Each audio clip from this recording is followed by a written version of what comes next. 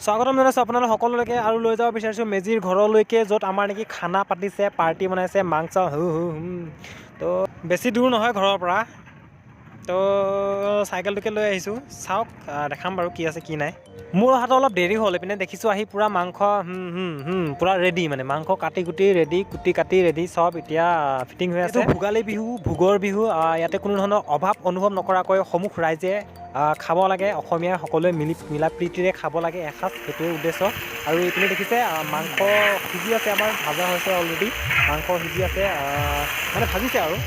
এইফালে আলু কাটা হৈছে আৰু এইফালে মানে বাকী কিবা কিবি হৈ আছে এইফালে পাপৰ চাপৰ মানে একেবাৰে ফিটিঙে খাবই পাৰে ডাইৰেক্ট পাপৰ চাপৰ হৈ আছে এইফালে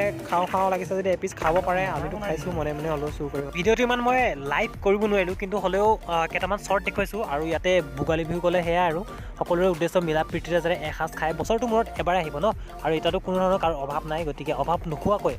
সকলো অভাৱ পূৰণ কৰি এতিয়া খাব পাৰে মাছে মাংস ইয়াত চব দিয়া আছে কোনে কেনেকৈ খায় সকলোকে ভাগ বিতৰণ কৰি দিছে বিলনীয়া আছে তেওঁলোকে ভাগ বিতৰণ কৰি খাবলৈ দিয়া হৈছে চবকে মিলা প্ৰীতিৰে চবে খাবলৈ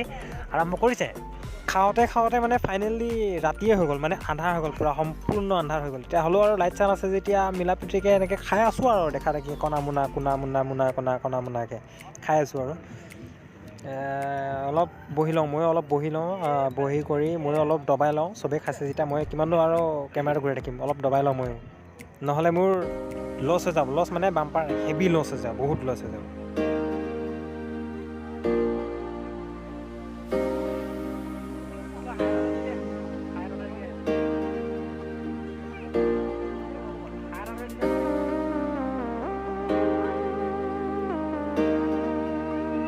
ফাইনেলি শেষ হ'ব হৈ গ'ল শেষ কৰিছোঁ আৰু